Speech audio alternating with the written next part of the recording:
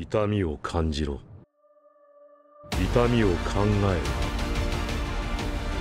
ろ。痛みを受け取れ。痛みを知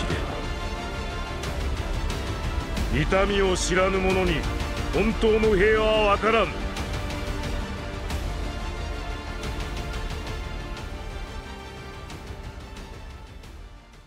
Mesdames et messieurs, c'est le moment, c'est l'instant, préparez les épices. Le clan Aburame, on va se dire la vérité, c'est le clan qui est en même temps le plus sous-estimé et en même temps probablement le plus intéressant à voir dans son village, tellement leurs capacités sont complètement absurdes. Mais pourquoi sont-ils si sous-estimés? Sont-ils si forts que je ne l'insinue ou ils ne sont qu'un clan parmi tant d'autres au village? Eh ben on va voir ça aujourd'hui. Je vais vous révéler tout sur eux jusqu'au moindre détail afin de vous prouver que ce clan est juste complètement à part des autres à Konoha et peut-être même dans le manga dans son intégralité. Pour ce faire, je vais répondre successivement à différentes questions qu'on pourrait se poser par rapport à eux, ça me permet de structurer au maximum cette analyse tout en tentant de comprendre pourquoi ils sont si bons. Accrochez-vous. Et puisque j'entends que le peuple s'offusque de ne pas avoir eu le clan Uzumaki malgré leur victoire dans le sondage, on va pouvoir commencer. Et ils auront leur propre vidéo prochainement. Bien se passer.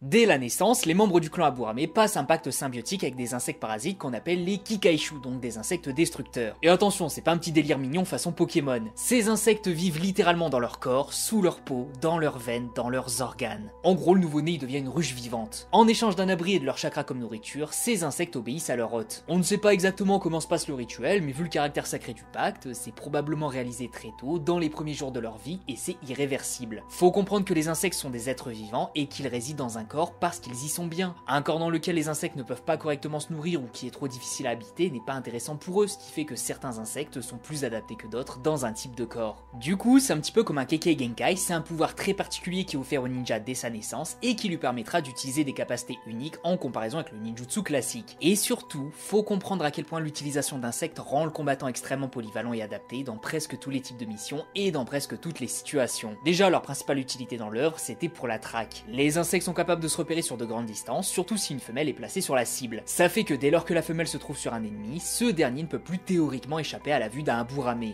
On en a eu l'exemple quand Sasuke s'est fait traquer par Shino à l'examen Chunin et quand Kankuro s'est fait repérer de la même façon par la suite. Un Aburame peut donc utiliser la femelle Kikaishu pour servir d'odeur afin de repérer un ennemi, mais il y a également une autre espèce, les Sokaishu, qui peuvent détecter les chakras depuis le sol, mais on y reviendra un petit peu plus tard. Ce qui est important à retenir ici, c'est que non seulement les insectes peuvent faire du repérage, mais ils peuvent également communiquer avec l'utilisateur. Et ça, c'est hyper pratique pour tout ce qui va s'apparenter aux missions d'espionnage ou de collecte d'informations. Pendant l'examen Chunin, Shino a pu copier sur ses camarades sans possibilité de se faire repérer au vu de cette méthode hyper discrète. D'autant plus qu'il n'y a pas eu besoin de signe de main ou autre, c'est juste un insecte qui fait 1/5 de la taille d'un ongle d'un enfant de 12 ans qui se déplace dans une pièce, c'est quasi invisible. Subtiliser des informations ou écouter une conversation est donc non seulement possible, mais surtout difficilement détectable. Et le fait que ces insectes soient difficiles à repérer les rend extrêmement dangereux lors d'un combat à toutes les distances. Que l'adversaire soit au corps à corps, à mi-distance ou à perte de vue, les insectes peuvent le retrouver et lui siphonner son chakra. Ici, tous les types d'insectes devraient en être capables, vu que c'est un petit peu le fonctionnement de leur style de combat, des insectes qui collaborent en échange de chakra. Donc oui, lors d'un combat, c'est difficile de gérer des êtres aussi minuscules, surtout quand ils sont capables de passer outre la durabilité ennemie en leur taxant directement leur chakra à la source. Puisque le chakra, c'est un petit peu le carburant des ninjas, s'ils se font tout aspirer, ils auront beau avoir la durabilité d'un moine Shaolin, ils vont devenir inoffensifs. Mais ce n'est pas tout, parce que le combat traditionnel n'est pas le seul domaine dans lequel les insectes des Aburame peuvent poser problème. Dans des combats qu'on peut qualifier de moins régularisés, genre quand il faut utiliser des attaques surprises ou autres, ils sont encore plus dangereux au vu de la quasi-impossibilité de repérer ces petites bébêtes. De là, une élimination silencieuse est carrément envisageable vu le peu de temps qu'il faut pour absorber tout le chakra adverse, mais on peut également imaginer une immobilisation comme sur Toby par exemple. Les insectes l'entourent de part en part et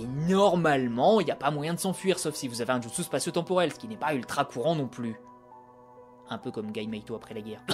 Et dès que l'adversaire est capturé, soit on le kidnappe, soit on le fait parler, soit on en fait ce qu'on veut finalement. Tout ça c'est donc extrêmement pratique, peu importe le type de mission ou de situation, mais ça va même au-delà de ce que les insectes permettent de faire. C'est pas seulement qu'est-ce qu'ils sont capables de faire, mais comment, qu'est-ce qui leur permet d'être aussi efficaces, quel est le secret. Et bah en fait, c'est surtout dû au fait que les insectes sont des êtres vivants complètement indépendants du Aburame. Ça signifie que si Shino est dans l'incapacité de bouger, ces insectes peuvent quand même agir. Ils peuvent sortir d'eux-mêmes sans avoir besoin qu'il utilise des mudras ou quoi que ce soit. C'est pour ça que pendant l'épreuve écrite, c'était presque indétectable vu que l'insecte est juste sorti de lui-même sans concentration de chakra ou quoi que ce soit. Admettons qu'un ninja sensoriel observe Shino, son chakra ne sera jamais malaxé pour qu'un insecte sorte de son corps. Du coup, il ne bougera pas, certes, mais ça ne signifie pas qu'il n'agira pas. Pour rappel, les insectes sont des êtres vivants indépendants de Shino, donc ils peuvent bouger d'eux-mêmes, mais en plus ils sont difficiles à détecter vu leur taille minuscule. Même Kankuro, qui connaissait le style de combat de Shino et qui a tout fait pour se tenir à l'écart, n'a pas été capable de voir les insectes sur lui avant de se faire aspirer son chakra. C'est juste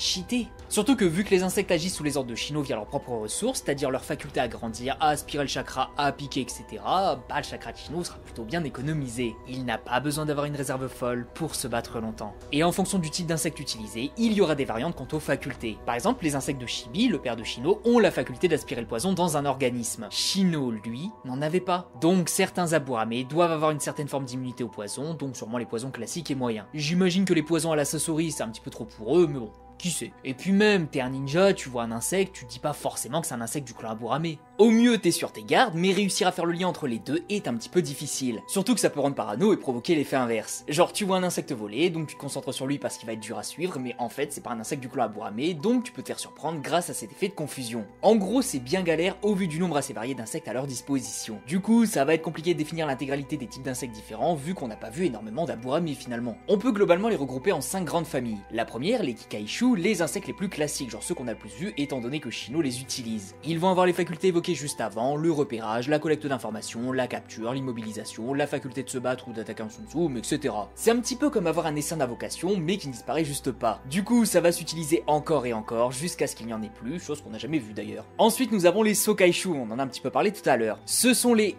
insectes entre guillemets, qui ressemblent plus à des vers qu'autre chose. Eux, on ne les a vus que pour la détection, c'est-à-dire qu'ils creusent dans le sol et ils localisent tous les chakras dans la zone pour faire un rapport au Aburame, donc Muta en l'occurrence. Ça semble être assez efficace niveau détection et bien plus efficace que la version de Shino, vu que là, c'est comme avoir une armée de ninjas sensoriels dans son corps. Ensuite, nous avons les Bikochu qui sont exclusifs à l'anime, donc on va rapidement les aborder. En gros, ils permettent de traquer une cible encore mieux que ne le ferait un chien ninja au vu de leur odorat encore plus développé. Canon ou pas, c'est un type d'insecte qui ne me semble pas forcément incohérent avec ce qu'on a vu, donc gardez-le en tête. Vient ensuite les Kidaishu qui sont les insectes les plus dégueulasses de Shino. Pendant la Grande Guerre, quelques insectes sont rentrés dans le corps d'un des mini-corps de Jubi, et en quelques instants, ils sont devenus si grands qu'ils l'ont littéralement bouffé de l'intérieur. Et maintenant, imaginez, ces insectes sont rentrés dans son corps et seulement quelques instants après, il faisait cette taille. Vous noterez également que le corps de Jubi est genre 3 fois plus haut que Shino, ce qui fait qu'il est littéralement face à un bus londonien. Et pourtant, les insectes ont tellement grandi que ce corps immense n'était plus assez large pour les contenir. Du coup, encore une fois, imaginez ça sur un être humain. D'autant plus que la condition d'activation n'est pas insurmontable, faut juste qu'un insecte entre dans le corps de la victime. Dans le manga, Shino l'a fait via un contact physique direct, ce qui me fait penser que l'insecte se déplace de Shino vers l'ennemi avec un minimum de proximité. Mais même si cette limitation existe, un coup au corps à corps suffira à transmettre cet insecte qui rentrerait sous la peau de la victime et qui le mangerait de l'intérieur. Très peu de ninjas seraient capables de repousser les insectes et étrangement sont pas forcément les plus puissants. Genre les Raikage devraient être assez bien protégés des insectes vu leur armure. Kakuzu et sa peau plus dure grâce au Doton également. Peut-être Pain si la répulsion démarre collée à sa peau. Mais des ninjas comme Hashirama ou Madara n'ont étrangement rien contre ça, donc faut faire attention à ne pas les sous-estimer. En bref, un simple contact physique pourrait suffire à tuer n'importe qui, un petit peu comme le Jinton de Doki, sauf que contrairement à lui, c'est bien plus difficile à le voir venir. Et enfin, nous avons les Rinkaishu qui... bah, c'est encore plus terrible. Ces insectes sont une race d'insectes nanoscopiques ultra venimeux, sa mère la Aburame. Et là... deux choses. La taille de ces bébêtes est infiniment petite, ce qui est absolument impossible à détecter comme ça. Tu ne peux détecter que la masse de nano-insectes, mais pas une individualité, ce qui les immunise complètement au genjutsu visuel par exemple. D'ailleurs, pour vous donner le vertige, une cellule humaine c'est entre 10 000 et 30 000 nanomètres, donc ce sont des insectes capables de vous empoisonner à l'échelle cellulaire, tout comme le Rasen Shuriken. Déjà que gérer le poison c'est tendu, mais un poison provoqué par des bestioles aussi microscopiques, c'est juste pas possible, ça va abîmer les cellules directement. Et l'autre chose, c'est que le corps de Torune peut se faire recouvrir de ces insectes, ce qui le rend extrêmement difficile à toucher. Enfin, tu peux le toucher, mais tu perds ta main, puis ton bras, puis ton corps en quelques instants. Parce que le poison est monstrueusement efficace. Fu, son partenaire, s'est fait toucher et il a été désactivé direct. Toby a touché Torune, en tout bien, tout honneur, et a dû s'arracher le bras qui était rempli de pustules en un instant. Avec son corps, Torune ne peut juste pas se faire affronter au corps à corps, et le moindre de ses coups, même le plus mou, est suffisant pour transférer ses nano-insectes pour une victoire absolue. Il s'agit ici probablement de l'une des techniques les plus efficaces pour attaquer et se défendre. D'ailleurs, Torune peut même retirer les insectes au besoin. Donc ouais, les Aburame peuvent utiliser différents types d'insectes, tous plus puissants ou efficaces les uns que les autres, et ils vont s'adapter à quasi tout type de situation. Que ce soit au combat, pour les embuscades, les captures, les interrogatoires, la traque, le repérage, tout ça, avoir un Aburame dans l'équipe ne peut être qu'avantageux. Et pourtant, on continue de les sous-estimer. Du coup, pourquoi ?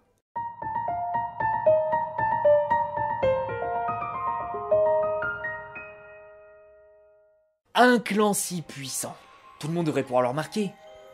Mais encore faut-il le montrer, parce que les Aburame souffrent d'une maladie encore plus grave que celle d'Itachi, le manque de temps d'écran. C'est simple, l'intégralité des Aburame qu'on a vus ont vraiment un manque de chance absolue, soit par rapport à leur adversaire, soit à cause du scénario, voire même les deux. Le plus évident, c'est Shino. Shino a exterminé Zaku dans les éliminatoires et a réussi l'exploit de gérer Kankuro par la suite, même si oui, c'est plus un ex-aequo qu'autre chose. Mais après ça, plus rien. Tu le vois de temps en temps histoire de justifier de son existence, mais il ne fait jamais rien de réellement impactant. Et à chaque fois c'est pareil, le scénario est contre lui. Contre les 4 du son, il était mystérieusement absent, parce qu'honnêtement, avec ses pouvoirs, il aurait pu gérer n'importe lequel sans finir à moitié mort, ce qui n'était pas l'idée de base. Quand ils ont fait face à Toby, il tombe sur le seul gars au monde capable de disparaître en étant enfermé dans un essaim d'insectes. Pendant la guerre, il ne fait rien d'intéressant, parce qu'il n'y a aucun Edo avec qui il aurait pu raconter quelque chose, vu son absence complète du scénario. D'ailleurs, l'anime a quand même eu la bonne idée de le mettre avec Torune, mais bon, dans le manga, on a que dalle. Et en parlant de Torune, vous vous rendez compte que son seul combat, c'était contre probablement le ninja le plus fort du monde à ce moment-là ?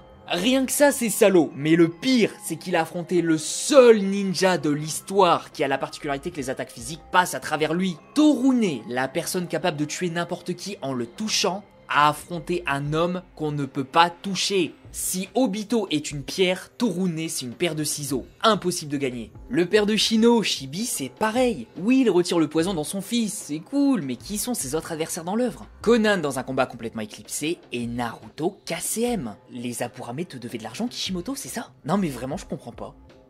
Enfin, si, je comprends en vérité, mais c'est une vérité difficile à accepter pour beaucoup de gens. Je pense que Kishimoto s'est rendu compte de la puissance phénoménale des Aburame à cause de leur style de combat, ce qui fait que tu ne peux pas les mettre plus en avant. Soit il faudrait trouver un moyen logique de les faire perdre, et ça c'est chaud, surtout quand tu vois leur adversaire potentiel, soit il faudrait se rendre à l'évidence, les événements auraient été plus faciles avec des Aburame mis en avant. Par exemple, j'en ai parlé plus tôt, mais la mission de récupération de Sasuke. Je l'ai déjà dit à plusieurs reprises ces derniers mois, mais Shino aurait pris sans problème n'importe quel membre du groupe, ce qui aurait complètement cassé la dynamique des différents 1v1 pour laisser Naruto avancer seul. Ou même dans l'arc Pain, pourquoi les Aburame ont dû affronter Conan selon vous ? Surtout que c'était sans doute un clone. Et bah selon moi, c'était pour éviter de les faire affronter un des corps de Pain. Oui, Pain est bien plus fort qu'un Aburame, peut-être même que l'intégralité des Aburame du village, mais il y a bien 4 corps sur 6 qui seraient exterminés par ces 4 là. Shurado a un corps mécanique donc il est complètement immunisé, et Tendo pourrait s'en sortir avec ses répulsions vraiment violentes, mais les 4 autres. Le corps invocateur se ferait repérer même dans son caméléon, celui qui arrache les âmes et celui qui ressuscite ne sont pas des combattants, et le corps qui absorbe ne peut juste pas absorber des insectes. Ils avaient 4 chances sur 6 de tomber sur un corps qu'ils pouvaient vaincre sans forcément trop de problèmes,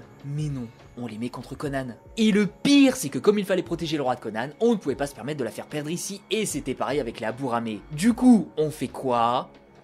Un presque début de combat, et rien d'autre. On oublie, ça n'a pas existé. C'est terrible.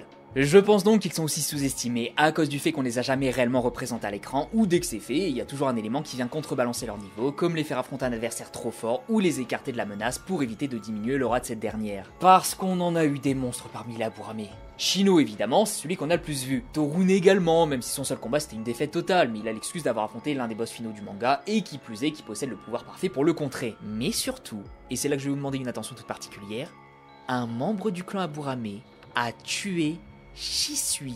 Ce n'est pas une miniature putaclic. Et oui, je sais, Shisui s'est suicidé, t'as pas lu le manga, blablabla. Avez-vous lu les romans ? Dans le deuxième roman d'Itachi, Nuit Noire, on découvre comment s'est réellement déroulée la mort de Shisui. En fait, c'est beaucoup plus complexe que ce que nous laisse sous-entendre le manga. Dans ce roman, un membre de la racine, Yoji Aburame, qui se fait appeler Sugaru, est en réalité celui qui a littéralement tué Shisui. Danzo et Shisui étaient en train de discuter concernant le complot des Uchiwa. Ils savaient que Fugaku et le clan devaient se réunir et qu'à ce moment-là, il allait utiliser Kotoa Matsukami sur Fugaku pour mettre un terme au coup d'état. Et c'est là qu'il a décidé de prendre ses yeux afin de les utiliser à sa manière. On pourra en parler en vidéo d'ailleurs de ces romans quand j'y pense parce qu'ils sont vraiment intéressants et on a l'explication explication de pourquoi Danzo ne faisait pas confiance à Shisui, mais bon, c'est hors sujet. Bref, Danzo se décide de récupérer les yeux de Shisui et ce dernier a tenté de prendre de la distance. Sauf que le problème, c'est qu'il ne pouvait plus bouger. Et là, Danzo a fait une description terrible du pouvoir de Sugaru.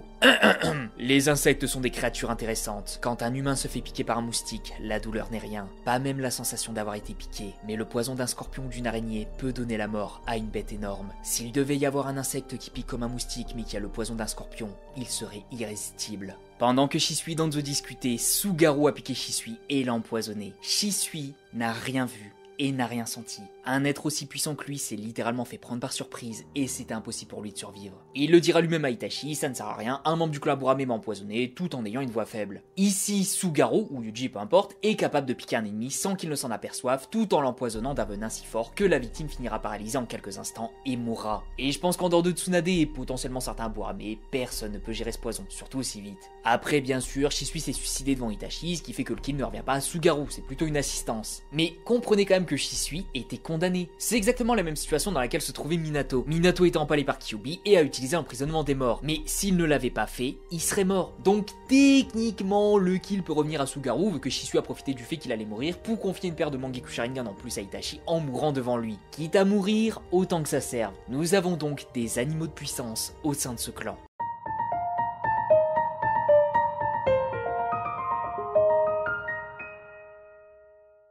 Eh bien en fait, je pense que oui. L'autre clan en concurrence, évidemment, ce sont les Hyuga, et ils font plus office de champion que de challenger. Mais si je suis parfaitement honnête, je vois pas en quoi les Hyuga seraient supérieurs aux Aburame, en dehors des déclarations d'Hiashi en mode « les Hyuga sont les plus puissants ». Parce que les Aburame sont bien plus utiles pour tout type de mission, même au combat, vu que eux ne sont pas aussi limités niveau combat à distance. Et que même niveau puissance globale, certes on a Neji et Hiashi qui sont bien forts, mais chez les Aburame, on a Torune qui est l'élite de l'élite dans la racine, donc sous les ordres de Danzo. On a effectivement Shino qui n'a plus à prouver sa puissance, et on a aussi Sugaru, l'homme capable de tuer un ennemi sans qu'il ne s'en rende compte. D'ailleurs, s'il avait dit à Shisui « Oh my wa, mo shinderu », ça aurait été tellement épique. Mais comme il avait du mal à parler, t'as capté. Peut-être qu'en moyenne, les Hyuga sont plus forts au combat que les Aburame, genre le Aburame moyen se fait péter la rondelle par le Hyuga moyen. Mais quand on regarde le haut du panier à chaque fois, je trouve les Aburame quand même meilleurs, sauf si on prend en compte Amura évidemment, mais là c'est encore autre chose. Je pense donc que les Aburame représentent un peu le meilleur des clans possibles, vu qu'ils ont un peu les caractéristiques des autres, mais tous réunis en un seul clan. Genre, ils sont très intelligents comme les Nara, ont des facultés sensorielles et peuvent communiquer à distance via les insectes comme les Yamanaka, un super odorat comme les Inuzuka, et niveau combat, ils font tous les types de distance. Avoir un Aburame dans l'équipe va forcément être un point fort, là où avoir un Akimichi ou un Yamanaka dans l'équipe,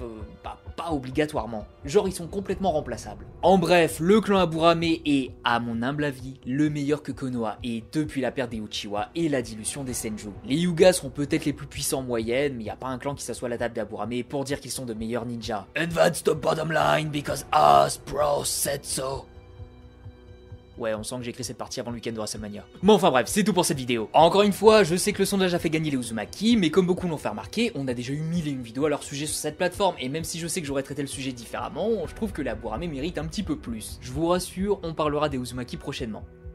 J'espère. Vous me connaissez à force, hein. 1000 sujets sur la pile, est-ce que ça va passer rapidement ?